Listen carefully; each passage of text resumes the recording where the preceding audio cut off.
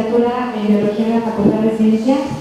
Durante sus estudios de licenciatura recibió el reconocimiento de excelencia académica por haber obtenido un promedio de 10 durante 2 semestres consecutivos y realizó un intercambio académico en la Universidad de California, Campus Santa Cruz. Realizó sus estudios de maestría en Ciencias Bioquímicas en esta misma casa de estudios y fue galardonada en 2007 con la medalla Alfonso Caso por el mejor desempeño durante sus estudios de maestría. Durante sus estudios de doctorado realizó la tesis titulada Exihobacterium como modelo para entender la evolución en bacterias y su relación con el ambiente bajo la tutoría de la doctora Valeria Sousa. Cabe destacar que se tituló con mención honorífica en los 3 grados académicos. Al finalizar sus estudios de posgrado, la doctora Rebollar realizó una estancia postdoctoral en la Universidad James Madison, donde trabajó con el microbioma de la piel de anfibios. Ahora cuenta con 14 artículos publicados en revistas de alto impacto y con más de 120 citas. Ha participado en diversos congresos nacionales e internacionales y ha sido invitada a dar pláticas en universidades de Estados Unidos y en la UNAM. Ha impartido talleres de bioinformática en relación con los estudios de diversidad microbiana y diversos cursos a nivel licenciatura.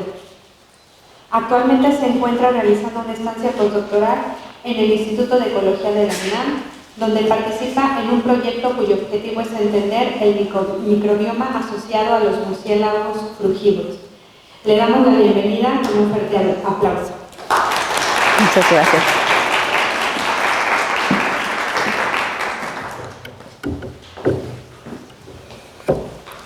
Muchas gracias por la introducción. ¿Se oye bien? Sí, ¿verdad? Bueno, entonces, como ya mencionaron, yo hice una estancia postdoctoral en James Madison University, empecé en el 2012 y pues acabó en el 2016 y seguimos trabajando a distancia, procesando muchos de los datos que obtuvimos en este proyecto, que está muy bonito y del cual les voy a platicar el día de hoy. Entonces, antes de empezar nada más, quería agradecer al comité organizador por la invitación, me da mucho gusto estar aquí, sobre todo porque, pues bueno, yo estudié aquí en la facultad y di clases de procariontes durante varios años antes de irme fuera, entonces, pues bueno, me da mucho gusto estar de regreso y presentando este trabajo que, pues a mí me emociona mucho, ¿no? Es un trabajo que yo hacía más evolución con bacterias ambientales y me adentré en el mundo de la simbiosis a partir de este proyecto. Y creo que a partir de aquí, básicamente, lo que quiero es dedicarme a eso, ¿no? A estudiar las relaciones simbióticas entre bacterias y macroorganismos. Entonces, bueno, voy a empezar con algo muy general. Como todos ustedes saben, los procariontes son el grupo más antiguo, abundante y diverso del planeta. Y debido a esto, debido a que son abundantes y extremadamente antiguos, lo que sabemos es que los macroorganismos como las plantas y los animales surgieron en realidad en un mundo que ya estaba dominado por procariontes, ¿sí?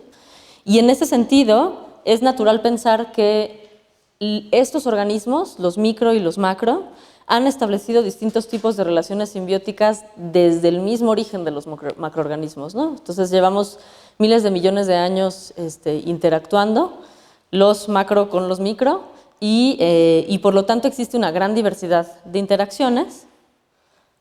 Aquí en esta diapositiva les muestro unos cuantos ejemplos, una muestra en realidad muy pequeñita, de animales y plantas que han establecido relaciones simbióticas con bacterias particularmente.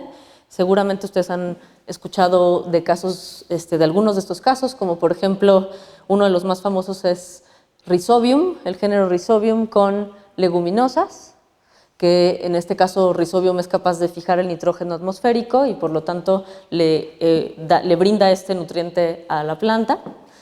Otro caso bonito es el caso de los calamares, no sé si han oído hablar de él, pero es un caso muy interesante en el que las bacterias Vibrio fischeri tienen capacidad de generar luz, son bioluminiscentes y por lo tanto se alojan en un órgano especializado del calamar para producir luz y entonces proteger a los calamares de sus depredadores y permitirles además cazar sus presas, ¿no? Entonces, bueno, existe una inmensidad de relaciones simbióticas. Voy a nada más resumir de manera muy simple, seguramente ustedes ya saben todo esto, qué tipos de interacciones hay entre los organismos. En principio, nada más es importante definir que voy a hablar de simbiosis como aquellas interacciones biológicas estrechas y persistentes entre dos o más organismos de diferentes especies, ¿sí?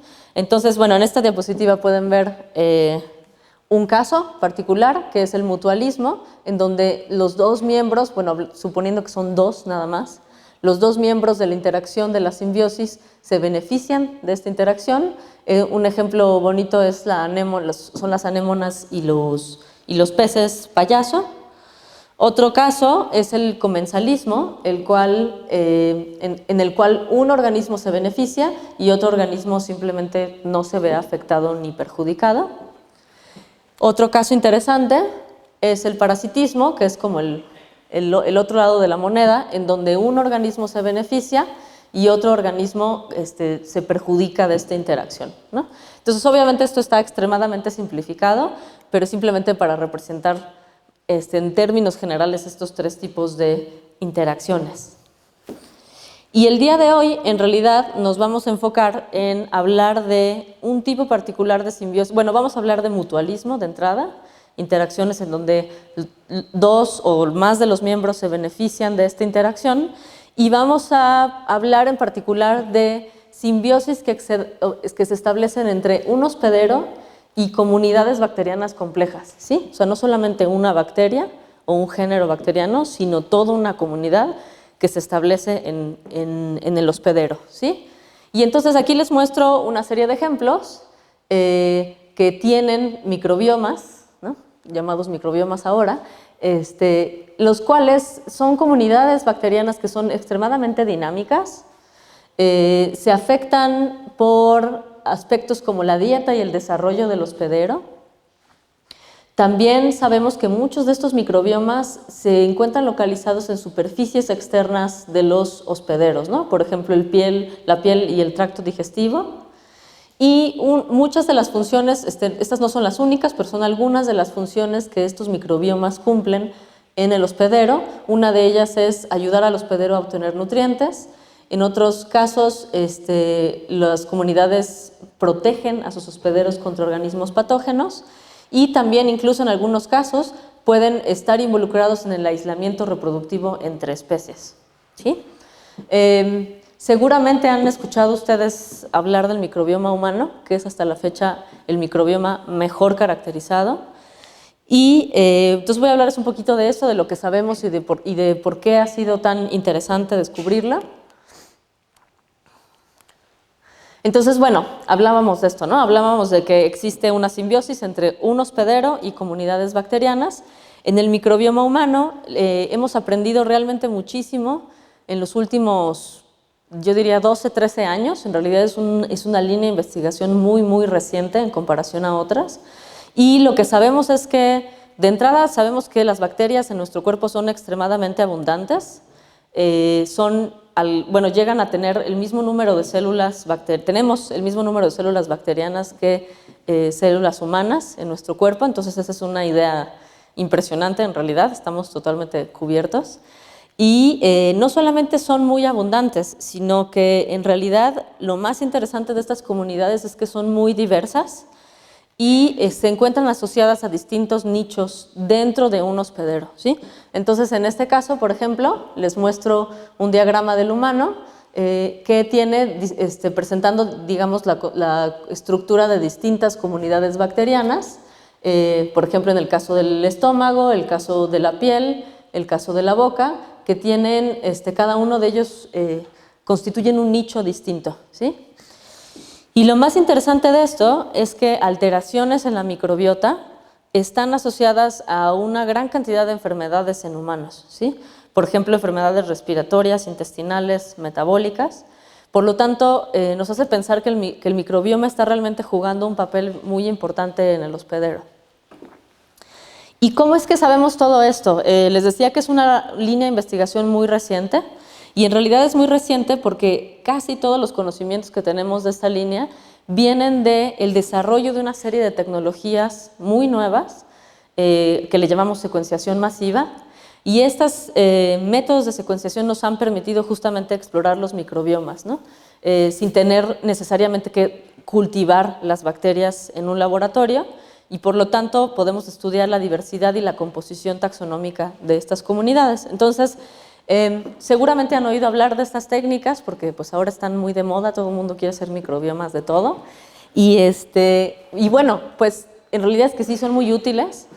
Aquí les voy a describir muy brevemente cómo funciona este tipo de análisis. Aquí podemos tomar una muestra de algún organismo, de un hospedero, ya sea del humano en este caso, o de una planta. Esa muestra va a contener el microbioma de esa región que tomamos la muestra, y ese microbioma pues va a contener una cantidad específica de bacterias y también de hongos y de virus y de todo lo que está viviendo ahí. Y entonces el primer paso obviamente es extraer el DNA. Una vez que se extrae el DNA, podemos utilizar dos tipos de acercamientos para analizar estos datos. Uno es amplificar el 16S, que como ustedes saben es el gen que utilizamos hasta la fecha, es el gen que más se utiliza para definir especies en bacterias, o al menos lo más cercano, el que nos da la información más cercana para definir una especie. Y entonces lo que se hace es amplificar el 16S de toda esta extracción de DNA, y por lo tanto vamos a terminar con una gran cantidad de 16S distintos que corresponden cada uno a bacterias distintas. Ajá. Y con esta información vamos a agrupar estas secuencias en unidades operacionales taxonómicas, o OTUs, y voy a hablar de OTUs todo el tiempo a lo largo de esta plática, que son justamente un grupo muy de bacterias que tienen 16 S muy similares, ¿sí? Y entonces usamos el OTU como el proxy más cercano a la especie bacteriana, ¿sí? Y entonces podemos describir quiénes son esos OTUs, es decir, cuál es su taxonomía, qué tan abundantes son en la comunidad, y podemos incluso hacer estudios evolutivos o filogenias para determinar la diversidad de estas comunidades, utilizando justamente la información del 16S, ¿sí? También podemos, en vez de amplificar solamente un gen, podemos secuenciar todos los genes que están presentes en un microbioma, y esto nos va a permitir no solamente analizar el 16S, sino todos esos genes y describir la función de estos genes. Entonces, esto nos va a permitir hablar de las funciones presentes no en una bacteria, sino en muchas bacterias, y nos va a permitir entender qué funciones se llevan a cabo en estos microbiomas. Ajá. Entonces, el día de hoy no voy a platicarles de este lado, solamente voy a enfocarme en los análisis de 16S para describir las comunidades. Y bueno, como ya vieron el título de mi plática, la idea del trabajo que yo estuve desarrollando y en el cual seguimos colaborando todavía, es un trabajo que busca entender la microbiota que está presente en la piel de los anfibios. Ajá.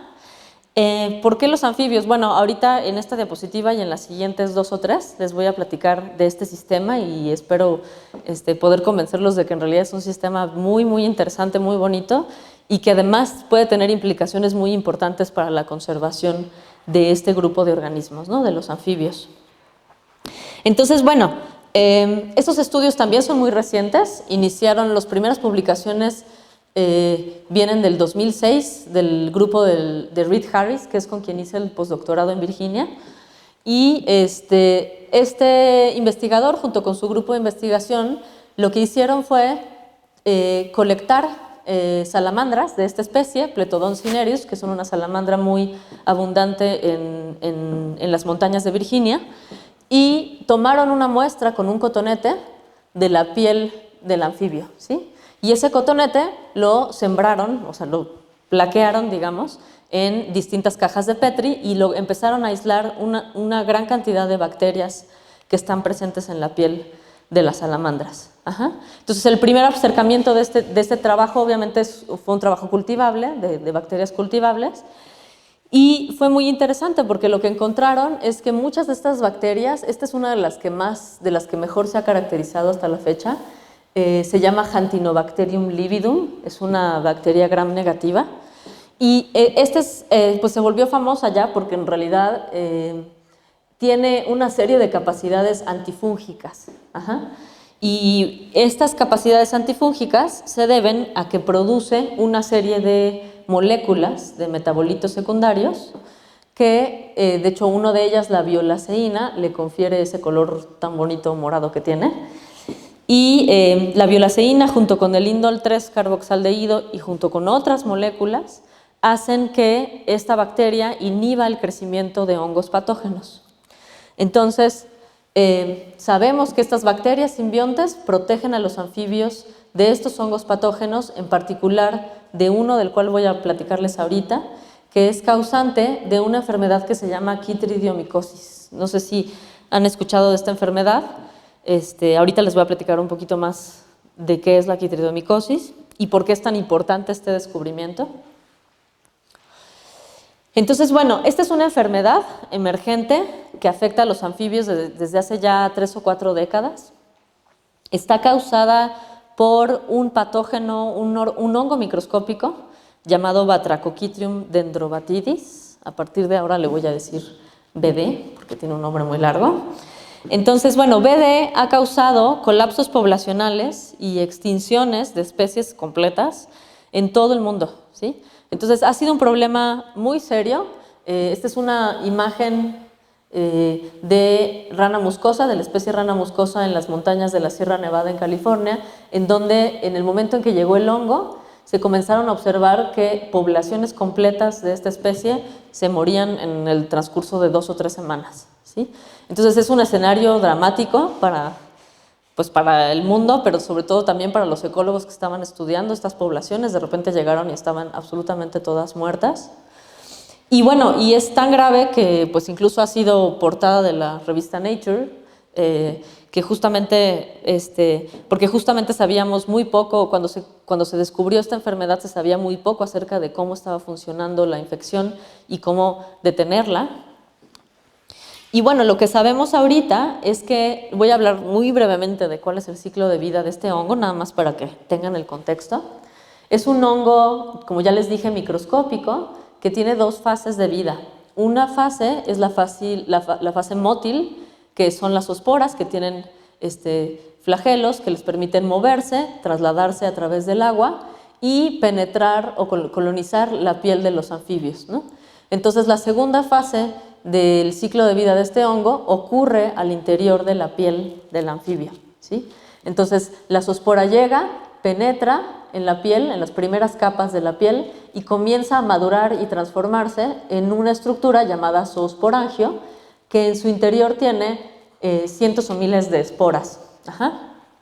Y todo este proceso de maduración ocurre al interior de la piel del anfibio, y a consecuencia de esto la piel se afecta dramáticamente, ¿sí? Entonces, una cosa importante para decir es que los anfibios respiran a través de la piel. Algunos de ellos tienen pulmones, pero en realidad los usan para cantar, y la gran mayoría de los anfibios respiran a través de la piel.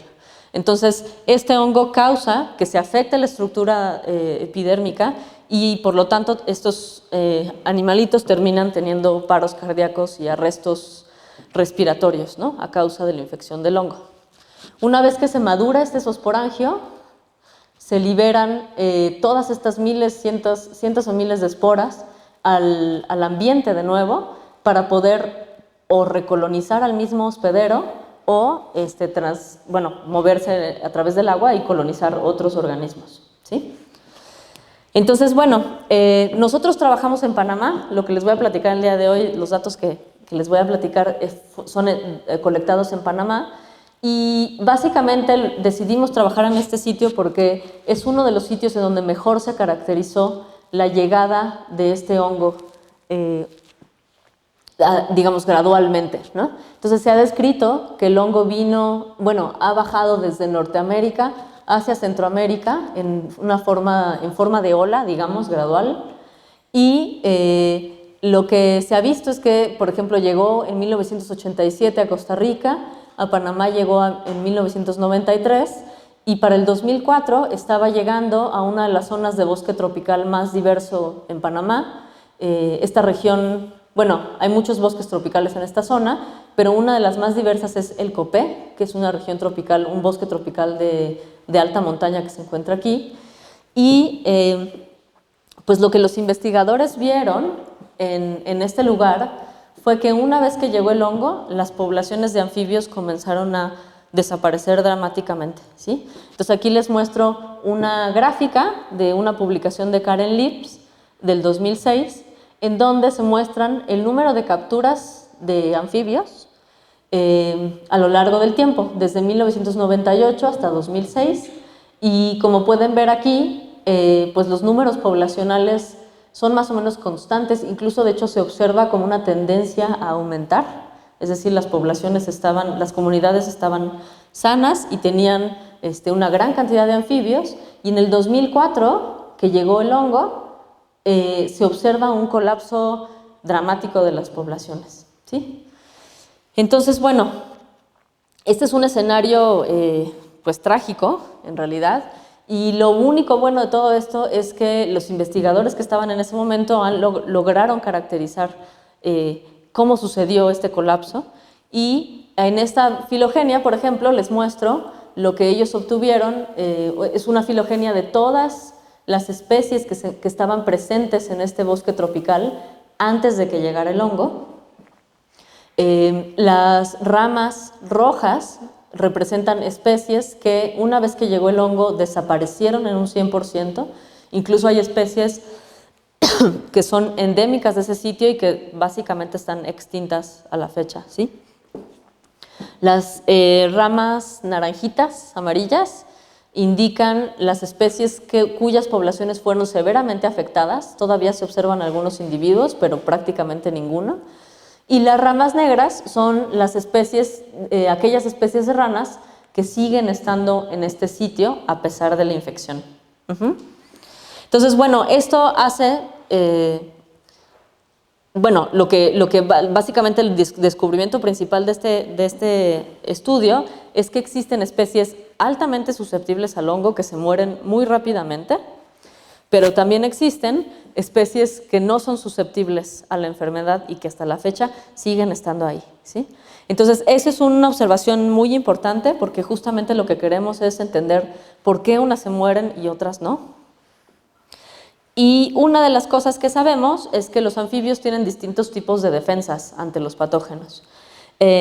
Por un lado, tienen un sistema inmune adaptativo que es muy parecido al nuestro, es decir, es un sistema inmune en el que se involucra la producción de anticuerpos, entonces es muy específico contra ciertos agentes nocivos, pero también tienen un sistema inmune innato que básicamente involucra la producción de péptidos antimicrobianos, que son pues proteínas pequeñitas que se secretan al exterior de la piel a través de glándulas, y entonces toda la piel del anfibio se cubre de estos péptidos antimicrobianos para proteger al hospedero, ¿sí? Y también, como ya les platiqué al principio, hace unas diapositivas, sabemos que las bacterias simbiontes de la piel son capaces de producir metabolitos antifúngicos que pueden proteger a los hospederos de esta infección, ¿no? Entonces creemos que la combinación de estos tres factores es lo que está explicando que algunas especies sigan sobreviviendo en la naturaleza a pesar de la presencia del hongo, que es un hongo extremadamente violento para otras especies, ¿sí? Entonces, bueno, ya con todo este contexto, las preguntas que motivan esta línea de investigación son las siguientes. Son preguntas muy generales y que básicamente puede pasarse uno toda la vida tratando de contestarlas. Una de ellas es justamente lo que les platicaba, ¿no? ¿Por qué los anfibios difieren en su susceptibilidad al hongo, ¿no? ¿Por qué hay especies susceptibles y por qué hay especies no susceptibles? ¿Cómo es que las bacterias realmente protegen a sus hospederos contra esta enfermedad? ¿Y qué factores influyen sobre la estructura y función de esta comunidad microbiana que está presente en la piel? Entonces, estas tres preguntas son las que motivan esta línea de investigación. Y ahorita les voy a platicar del objetivo general del proyecto que teníamos y de 4 objetivos específicos que desarrollamos y de los cuales les voy a platicar, ¿no? Uno de ellos, bueno, el objetivo general es describir la estructura y función de las comunidades microbianas de la piel, específicamente en ranas tropicales. Y el primer objetivo de este objetivo específico, de este objetivo general, fue tratar de entender cuál es el papel de las bacterias ambientales sobre las comunidades de los anfibios, ¿no? Como sabemos, pues la piel está expuesta al ambiente, estas ranitas están en distintos hábitats y por lo tanto puede haber una comunicación entre las bacterias ambientales y las bacterias de su piel. Entonces queríamos tratar de entender más o menos qué pasaba aquí. También queríamos saber si distintas especies de anfibios tenían comunidades microbianas distintas, ¿no? Entonces es una pregunta que obviamente nosotros no somos los únicos que hemos hecho, hay ya varios trabajos al respecto también, para tratar de entender si existen factores especie específico. Ajá. Por otro lado, como les platicaba, queríamos entender cómo la presencia del hongo puede cambiar la estructura de la comunidad en estos anfibios. Y a su vez, queríamos también profundizar en la capacidad de estas bacterias para inhibir al hongo patógeno. Ajá. Entonces, bueno, ahorita les voy a platicar de esos 4 resultados que obtuvimos. Primero les voy a hablar un poquito de los métodos generales, nada más para que estemos todos en la misma página. Estos métodos tienen una parte de campo y una parte de laboratorio. Lo primero que hacemos, obviamente, es ir al campo a buscar las ranas, las colectamos y con un cotonete tomamos una muestra de su piel, ¿no? Es decir, frotamos la piel de la rana de una manera sistemática, cada ranita es frotada de la misma manera exactamente para que no haya ningún sesgo. Y este cotonete va a tener una submuestra de la comunidad microbiana presente en la piel de estos anfibios, ¿sí? Con este cotonete podemos hacer varias cosas. Una de las cosas que podemos hacer es extraer DNA directamente de estas muestras y ese DNA podemos utilizarlo para secuenciar el gen 16S por medio de secuenciación masiva, ¿no? Como les platiqué en la introducción, con la idea de tener información sobre la estructura de la comunidad. Ajá. Además de esto, podemos utilizar este mismo DNA para cuantificar la presencia del hongo patógeno, ¿no? Entonces, cuando nosotros tomamos la muestra de la piel, no solo estamos tomando bacterias, estamos tomando absolutamente todo lo que está ahí, incluyendo al hongo, si es que estas ranitas están infectadas. Entonces, pues podemos hacer eso, ¿no? Podemos cuantificar el hongo por medio de PCR en tiempo real y además podemos tomar cotonetes para cultivar bacterias, ¿no? Más allá de lo maravilloso que son los nuevos métodos de secuenciación masiva, es muy importante seguir trabajando con cultivos bacterianos porque justamente es la única manera de realmente conocer la función de estas bacterias. Entonces, también hicimos esto, ¿no? Cultivamos bacterias y las pusimos a competir contra el hongo en ensayos de competencia in vitro para ver cuáles de estas bacterias inhiben el crecimiento del hongo y entonces podemos llamarles bacterias anti-BD, ¿sí? O antifúngicas. Y además, hoy no les voy a platicar de estos resultados, pero es importante, una vez que tenemos estos cultivos, podemos identificar los metabolitos bacterianos que producen estas bacterias y por lo tanto caracterizar esas moléculas y entender cómo es que esas moléculas afectan al hongo patógeno. Entonces, bueno, para platicarles de los primeros 2 objetivos, les decía que nosotros trabajamos en Panamá. Este es un mapa de Panamá. Los sitios rojitos son sitios en donde el hongo se ha encontrado, es decir, son sitios infectados. Y el único sitio que hemos encontrado hasta la fecha que se ha estudiado que no esté infectado por el hongo es este que tiene el símbolo de estrellita, que se encuentra en la región del Darién, en un lugar que se llama Serranía del Sapo. Este es un bosque muy difícil de llegar y se encuentra ya cercano a la frontera con Colombia. Y entonces decidimos trabajar aquí porque existe una gran diversidad de especies de ranas ahí y sabemos que el hongo no ha llegado, ¿no? Entonces no ha afectado las comunidades bacterianas de la piel. Y bueno, estudiamos distintas especies que obviamente coexisten en el mismo lugar, pero en realidad viven en distintas partes del bosque, ¿sí? No están pegadas unas con otras y en realidad viven en distintos ambientes dentro del mismo bosque. Entonces, por ejemplo, estamos estudiando 3 especies riparias, lo cual significa que son especies que se encuentran siempre cercanas a los cuerpos de agua, en arroyos, ríos, etc. También estamos estudiando una especie terrestre, que normalmente se encuentra en la hojarasca, y también estamos estudiando una especie arbórea, ¿no? Que normalmente se encuentra siempre en las ramas de los árboles, rara vez baja de los árboles. Entonces, bueno, lo que hicimos fue escogimos estas 5 especies que tienen distintos hábitats, pero que también tienen distintas susceptibilidades al hongo. Entonces, bueno, aquí les muestro los nombres, y lo que hicimos fue tomar muestras de estas 5 especies y tomar muestras también del ambiente de cada una de estas especies. Entonces, colectábamos una rana, tomábamos la muestra de la rana e inmediatamente tomábamos muestra del ambiente en donde encontramos a la rana, ¿sí? Entonces puede ser hojarasca o hojas de árboles o ramas o piedras del río, etcétera, ¿sí? Distintos ambientes. Y bueno, como les decía, estas ranitas tienen distintas susceptibilidades. Hay dos de ellas son muy susceptibles al hongo y 3 de ellas no son susceptibles. Y viven en distintos ambientes, como ya les platiqué. Algunas son riparias, otras son terrestres y otras son arbóreas.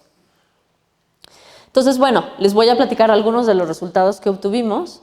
Lo primero que hicimos fue describir la diversidad alfa de estas comunidades. La diversidad alfa nos habla de la riqueza de especies y de la abundancia de estas especies bacterianas en cada una de estas comunidades de la piel. Entonces, mientras más alto es el índice, más diversa es la comunidad. Este es el índice de Shannon, que es uno de los índices que se utiliza para caracterizar la diversidad. Y estas diagramas de caja, las verdes indican las muestras de las ranas y las grisecitas indican las muestras del ambiente. Ajá. Y cada una de estas columnas corresponde a cada una de estas especies. Entonces, una de las cosas importantes a mencionar es que en todos los casos, a excepción de una especie, que es Strabomanthes bufoniformis, las muestras ambientales son mucho más diversas, significativamente más diversas, que las muestras de los anfibios. Entonces, eso de entrada nos dice que la comunidad de los anfibios es menos diversa, tiene menos bacterias que un ambiente de suelo, de hojarasca o de cualquier otro tipo de ambiente, ¿sí? Lo cual es de esperarse porque el suelo es uno de los ambientes más diversos que hay en el planeta. Entonces, bueno, además de esto, lo que hicimos fue caracterizar qué bacterias están presentes en estas distintas pieles. Ajá. Entonces aquí les muestro un heatmap que representa la abundancia relativa de los géneros más importantes de bacterias en cada una de estas ranitas. Ajá. Entonces los colores cálidos, los colores rojos, indican una mayor abundancia, los colores azules indican menor abundancia. Ajá. Y aquí pueden ver, por ejemplo, que Atelopus certus tiene una comunidad dominada por Pedobacter y Gilemonella. Por otro lado, podemos observar que hay tres especies de ranitas que tienen una comunidad muy parecida entre sí y que están enriquecidas particularmente en Pseudomonas y Acinetobacter. Ajá. A diferencia de Strabomanthes bufoniformis, que parece tener una comunidad un poco distinta y que además se agrupa más cercanamente a las muestras ambientales. Todas estas que dicen P aquí son las muestras ambientales. Ajá. Entonces, hay varias cosas interesantes en este diagrama. Una de ellas es mostrarles que las especies que no son susceptibles al hongo son justamente esas especies que tienen esta comunidad prácticamente idéntica, ¿sí? Entonces, tienen una comunidad muy parecida y eso nos hace pensar que tal vez estas especies bacterianas le estén ayudando en particular a estas ranas a sobrevivir contra el hongo patógeno. Y por otro lado tenemos las muestras ambientales que no solo son ricas en estas primeras bacterias, sino que también tienen otras abundancias bastante importantes, bastante altas, de muchas otras bacterias que no están presentes en las muestras de las ranas. Ajá. Entonces, básicamente lo que encontramos es que las bacterias ambientales son distintas a las bacterias de la piel, y las bacterias de la piel están particularmente enriquecidas en grupos específicos de bacterias. Ajá.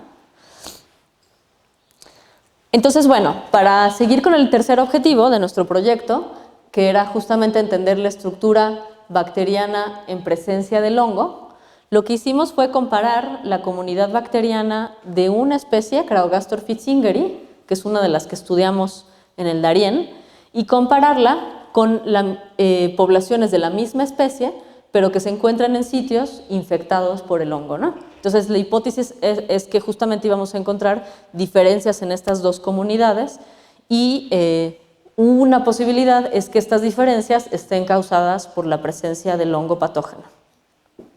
Entonces, muestramos 3 sitios infectados y lo comparamos con un sitio no infectado.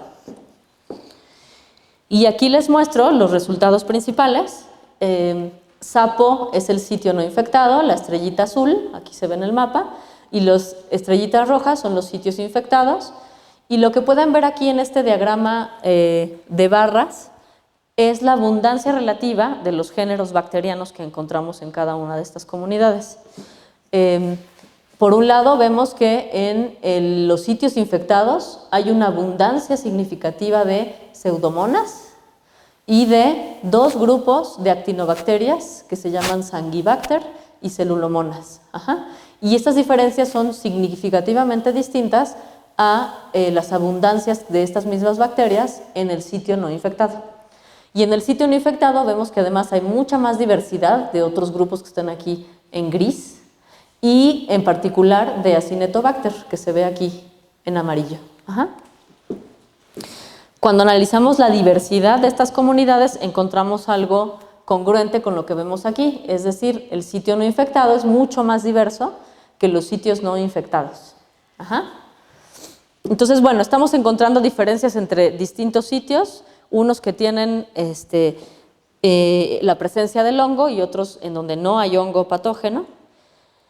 Y para profundizar un poco en entender cuál es el papel de estas bacterias para proteger a sus hospederos, lo que hicimos después como un objetivo final fue determinar cuál es el papel de estas bacterias, bueno, qué proporción de bacterias antifúngicas tienen estas distintas especies de anfibios. Escogimos estas 3 especies que les estoy mostrando aquí. Una ya la conocen, es Craugastor fitzingeri, que es la que hemos utilizado en los estudios anteriores. Y otras 2 especies son 2 especies arbóreas. Estas 3 especies coexisten en muchos bosques de Panamá y están presentes en sitios infectados. Y parece no importarles absolutamente nada que el hongo esté ahí, ¿sí? Entonces, lo que creemos es que son especies resistentes y por lo tanto queríamos entender si estos anfibios tenían comunidades bacterianas con capacidades protectoras. Ajá. Y para esto, obviamente, lo que tenemos que hacer son cultivos. Entonces, hicimos justamente eso, ¿no? Fuimos al campo, a un lugar en particular, cerca del Canal de Panamá, colectamos estas 3 ranitas, tomamos las muestras. Unas de las muestras las utilizamos para describir la comunidad mediante secuenciación masiva y otras muestras las utilizamos para aislar bacterias cultivables y para hacer ensayos de competencia in vitro contra el hongo, ¿sí? Entonces, estos ensayos de competencia no voy a entrar en detalle, pero si tienen dudas me preguntan al final de la plática y con gusto les platicamos más los detalles de esto, ¿no?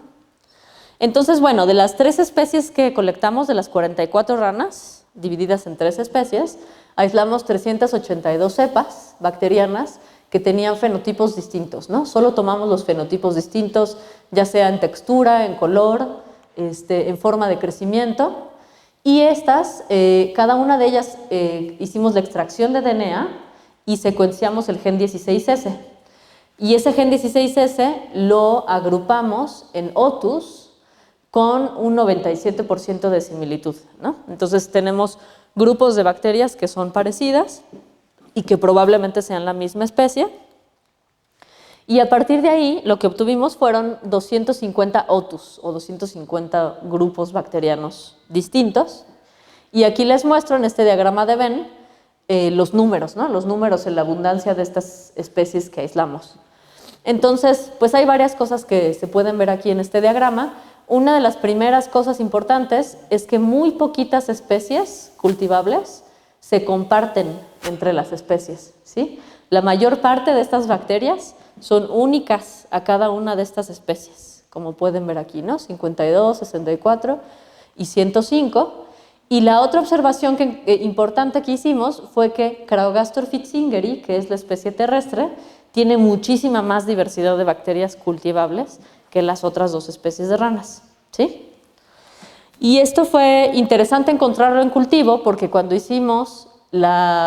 analizamos la comunidad por secuenciación masiva, encontramos un patrón similar, es decir, la diversidad de las ranas arbóreas es mucho menor y significativamente menor a la diversidad de las ranas terrestres, ¿sí? Entonces, bueno, analizamos todas estas cepas, las pusimos a competir contra el hongo para determinar cuáles de estas cepas tienen capacidades antifúngicas. Y lo que les muestro aquí es justamente una filogenia de todas esas cepas bacterianas y sus capacidades antifúngicas. Obtuvimos que el 60% de estos otus son inhibitorios, son antifúngicos. Aquí los colores al interior de la filogenia indican distintos grupos bacterianos, distintas clases bacterianas, Bacilli, Actinobacteria y distintas proteobacterias. Y luego, no sé si se puede ver bien, pero hay un primer círculo que rodea esta filogenia y este primer círculo indica cuáles de estas bacterias tienen capacidades inhibitorias muy fuertes o no tan fuertes. Entonces los colores oscuros son los fuertes, las muy inhibitorias, y los claritos son las menos inhibitorias. Y luego los otros círculos externos muestran de dónde provienen cada una de estas cepas, ¿no?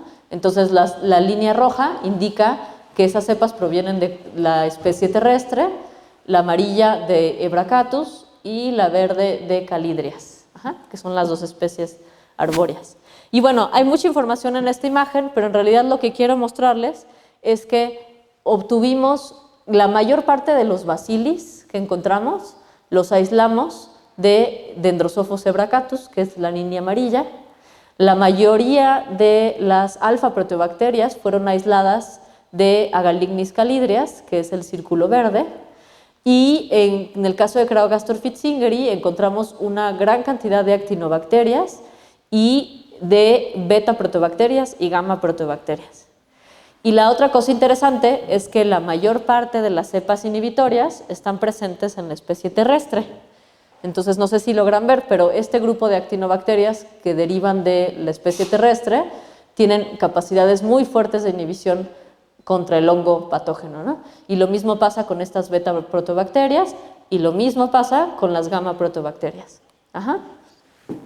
Entonces, bueno, lo que estamos haciendo ahorita es analizar los metabolitos de estas bacterias. Todavía no tenemos esa información, pero queremos ver exactamente qué moléculas son las responsables de esta capacidad antifúngica. Entonces, bueno, ahorita les platiqué de dos factores principales que pueden influir sobre las comunidades microbianas de la piel en anfibios. Una es el papel de las bacterias ambientales y el otro es la interacción que existe con el hongo patógeno. Pero en realidad hay muchísimas otras factores que pueden influir sobre la estructura de esta comunidad. Aquí les muestro, por ejemplo, factores que tienen que ver con el hospedero, ¿no? Platicábamos justo que estas comunidades, estos microbiomas, están altamente influidos por factores del hospedero, ¿no? Uno de estos factores son, por ejemplo, esos péptidos antimicrobianos que les platicaba que producen en la piel y por lo tanto estos péptidos pueden favorecer el crecimiento de ciertas bacterias e impedir el crecimiento de otras. El desarrollo, como ustedes saben, los anfibios tienen varias etapas de desarrollo, al principio son renacuajos, luego se transforman, sufren metamorfosis y se transforman en ranas adultas y ese es otro factor que puede influir sobre las comunidades bacterianas de su piel. Y además sabemos que también hay muchos factores abióticos que pueden influir, ¿no? Los factores climáticos, básicamente, la precipitación, la temperatura, el pH, la salinidad, todo esto, ¿no? Entonces, bueno, apenas estamos tratando de entender cuál es el papel de cada uno de estos factores en la estructura y función de estas comunidades.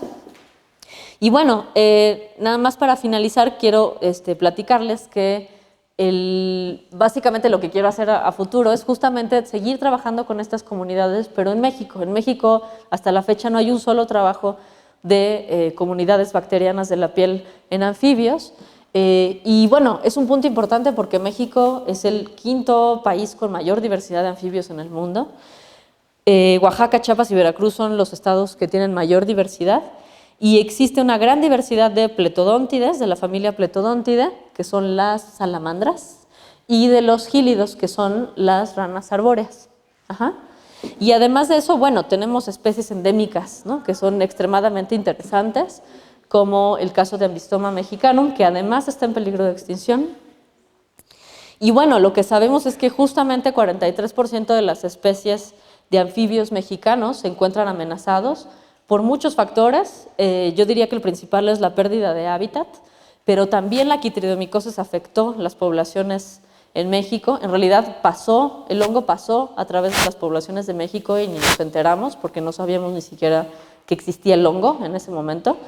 Pero ahora se han hecho ya muchos estudios y se sabe que hay muchas poblaciones infectadas. Y bueno, la mala noticia es que además recientemente se acaba de descubrir otra especie de hongo quítrido que se llama Batrachochytrium salamandriborans, B-sal. Se reportó hace muy poquitos años y que lo que sabemos es que ataca salamandras específicamente y no ranas. Y todavía no llega al continente americano, pero en Europa está causando extinciones y colapsos poblacionales severos en todas las salamandras. Una de las más afectadas es la salamandra de fuego, que se encuentra aquí. Y pues bueno, yo creo que en México tenemos todavía un campo abierto para estudiar la enfermedad, en particular la enfermedad BD, pero también tratar de pensar en cómo estas bacterias pueden tener un papel importante en la protección de las salamandras mexicanas ante no solamente BD, sino este nuevo hongo B-sal que sabemos que eventualmente va a llegar al continente americano y que puede afectar, ¿no?, dramáticamente las poblaciones de anfibios. Entonces, bueno, nada más para terminar, todo de lo que platiqué obviamente no es solamente trabajo mío, es de muchísima gente. Aquí les muestro solo algunos de los miembros de este proyecto. Hubo muchos investigadores, profesores, investigadores postdoctorales, estudiantes de posgrado y también muchos estudiantes de licenciatura, ¿no? En particular, me tocó trabajar con varios de ellos. Ellos fueron los responsables de hacer muchas de las colectas de campo y mucho del trabajo de cultivo en el laboratorio también es gracias a estos estudiantes de licenciatura. Y pues muchísimas gracias y ojalá tengan preguntas.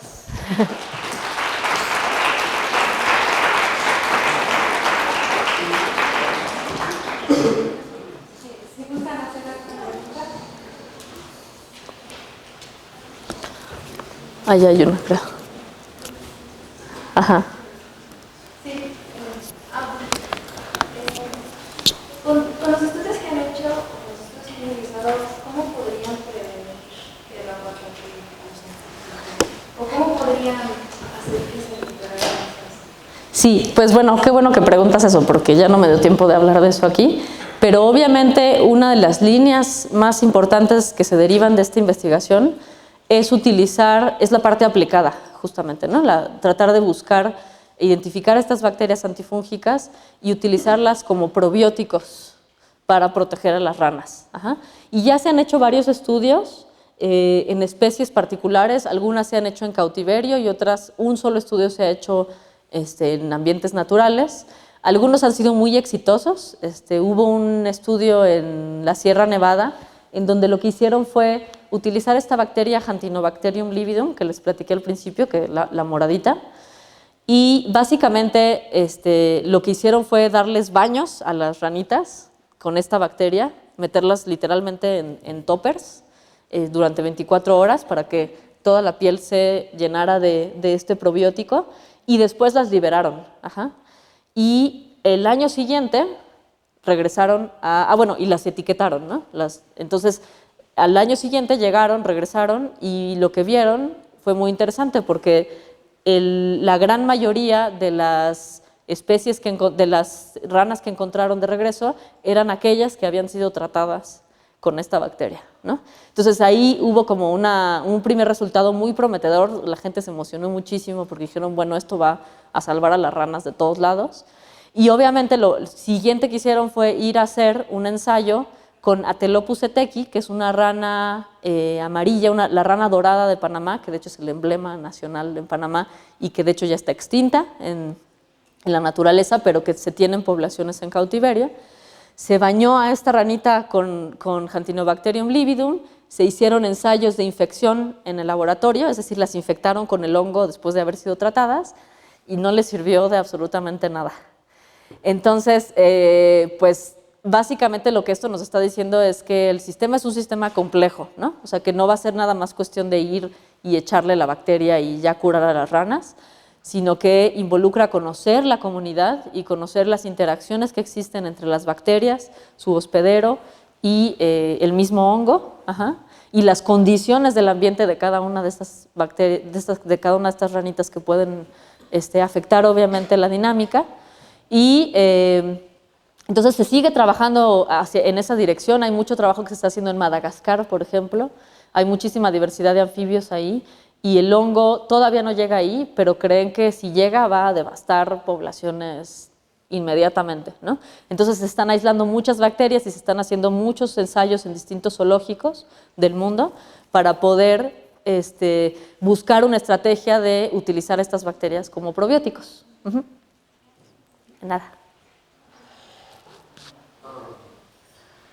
¿Cuáles son, bueno, no sé si han investigado algún tipo de consecuencias que pueda tener, por ejemplo, extraer individuos de su medio ambiente para venderlos en el mercado negro y que estos, por ejemplo, puedan llegar a escapar y meterse en nuevas cadenas tróficas?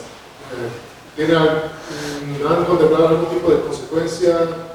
¿Un efecto de cadena? Sí, pues bueno, ese es un punto muy importante porque de hecho lo que creemos es que el hongo patógeno que está ahorita, la cepa patógena del hongo que está matando poblaciones en todo el mundo, fue un hongo que aparentemente llegó del tráfico de la rana Xenopus levis, que es originalmente africana, y que la trajeron al continente americano a principios de 1900, porque se utilizaba para hacer pruebas de embarazo en humanos.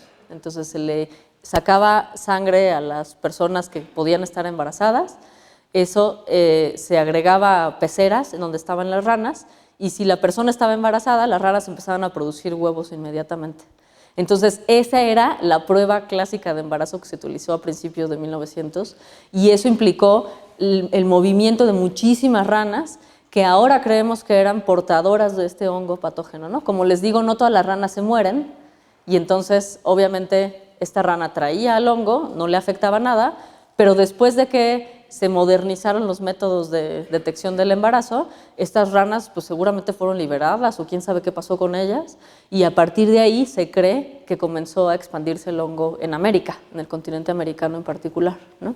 Entonces el tráfico de anfibios es un factor muy importante, en particular para mover a este hongo, ¿no? Entonces más allá de que el hongo patógeno ya existiera, lo que creemos es que nosotros los humanos somos en realidad responsables de haberlo movido por todo el mundo y seguimos moviéndolo probablemente.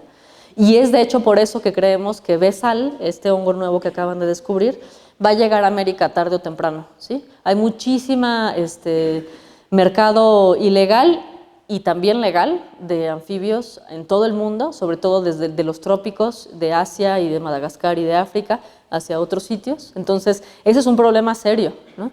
En Estados Unidos ahorita, ante estos descubrimientos, están tratando de convencer a la agencia involucrada en permitirle las importaciones, de bloquear las importaciones por completo de todo tipo de anfibio, ¿no?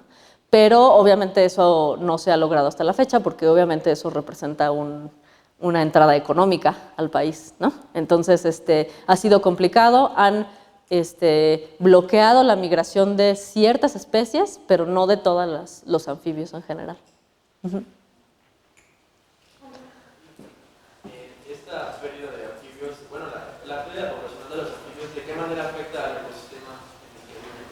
Pues bueno, los anfibios son, bueno, puede haber varios factores. Los renacuajos, por ejemplo, tienen un papel importante en la dinámica de los ecosistemas acuáticos. Comen muchísimos tipos de algas, son depredadores de muchos también insectos, ¿no? De larvas de insectos. Y a nivel adulto también comen muchísimos insectos. Entonces ahí puede haber un efecto secundario justamente relacionado con las cadenas tróficas, en donde si estas especies clave desaparecen, entonces puede haber aumento en las poblaciones de algunos insectos, ¿no? También mucho del alimento de las víboras en estos sistemas son las ranas. Entonces, si las ranas desaparecen, habría que ver qué pasa también con las serpientes, ¿no? Se ha hecho muy poquito trabajo al respecto, realmente sabemos muy poco y parece ser que muchos de los efectos tampoco son tan directos, ¿no? O sea, no es que desaparezca una especie y de repente ya veamos que el bosque se colapsa, ¿no? Sino que deben ser muchísimo más complejos las interacciones.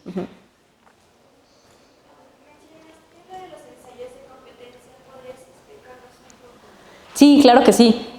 Tampoco di detalles porque no tenía tiempo, pero la idea es que tú tienes a tu bacteria en cultivo. Ajá. Y lo que haces es cultivarla primero en un medio sólido, en agar, pero después la transfieres a un medio líquido y la dejas crecer por 2 o 3 días en ese medio líquido. Y una vez que ya creció suficiente, lo que hacemos es filtrar esa solución y eliminar las bacterias y quedarnos con las sustancias que produjo la bacteria, ¿sí? Es decir, los sobrenadantes de este cultivo. Ajá. Y esos sobrenadantes se los ponemos al hongo en cultivo y medimos el crecimiento del hongo a lo largo del tiempo por medio de un espectrofotómetro, por absorbancia, y entonces medimos cómo va creciendo el hongo a lo largo del tiempo y entonces podemos determinar si algo de la solución que está con la que está creciendo inhibe su crecimiento en comparación con un hongo control, ¿no? Que no tiene ninguna sustancia. Pero entonces en realidad nunca ponemos a crecer juntas la bacteria y el hongo, sino que por un lado tomamos las moléculas que produce la bacteria y esas son las que se las ponemos al hongo para ver si crece o no crece.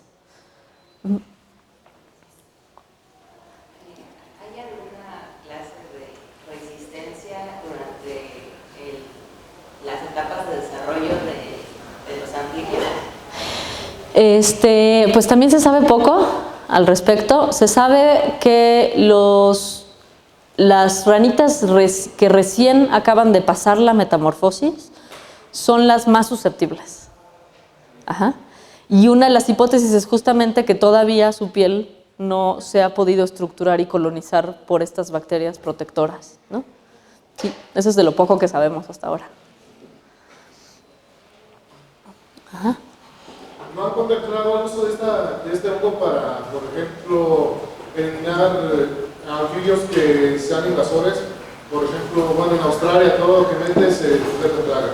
¿No han podido contemplar el verdadero potencial que tenga esto para eliminar aquellas especies de anfibios que fueron introducidas y que ahora están haciendo un daño al ambiente? ¿Tú dices para utilizar al hongo como control biológico? Pues no, en realidad lo que pasó es que ese hongo ya está en todas partes, incluyendo Australia, ¿no? Y sorprendentemente o paradójicamente muchas de las especies invasoras, como el bullfrog y los sapos típicos, ¿no? Que están en todo el mundo, no les hace absolutamente nada el hongo. Entonces no son susceptibles. Y por lo tanto, muchas de esas especies, pues ni siquiera se ha considerado, yo creo, esa posibilidad, porque justamente esas especies invasoras no son susceptibles, ¿no? Bueno, está el coquí, no sé si han oído hablar del coquí, que es una especie de anfibio puertorriqueño, que de hecho es una especie invasora en Hawái. Ajá. Entonces, esa parece que sí es susceptible al hongo, pero hasta donde entiendo no se ha utilizado como control biológico, ¿no?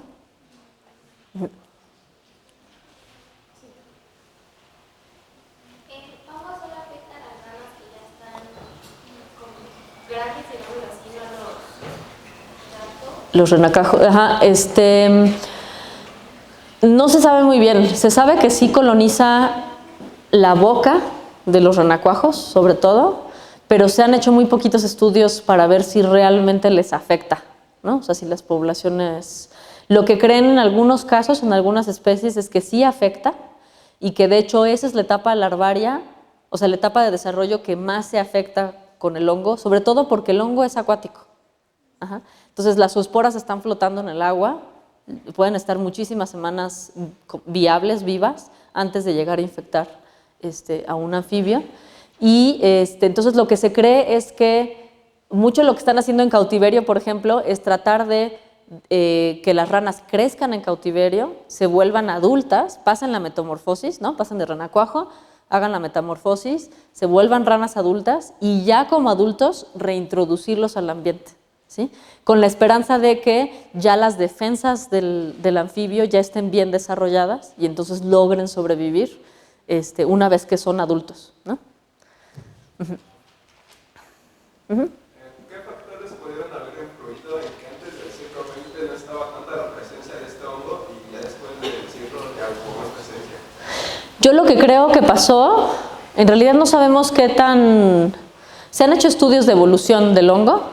Se sabe que esta es una cepa muy patógena, que es muy virulenta y que es una cepa particular del hongo que, pues quién sabe cuánto tiempo tiene, ¿no? O sea, en realidad parece que tiene mucho tiempo estando, pero lo que creo es que nosotros somos los responsables de haberlo movido a todos lados, ¿sí?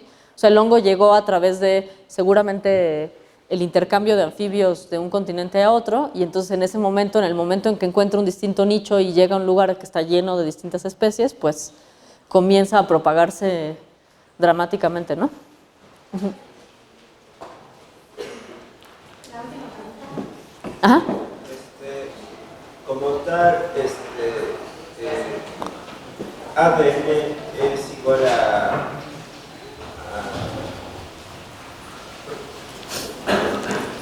ARN, o sea, existe una semejanza. Pues son moléculas distintas. El ADN es una molécula en la que contiene toda la información genética de un organismo y el ARN es la expresión de ese genoma, ¿no?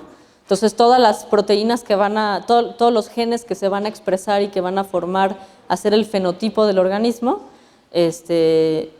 necesitas el RNA como una especie de intermediario para llegar a las proteínas y entonces ya tener un fenotipo, ¿no? De nada. Le agradecemos a la doctora. Muchas gracias.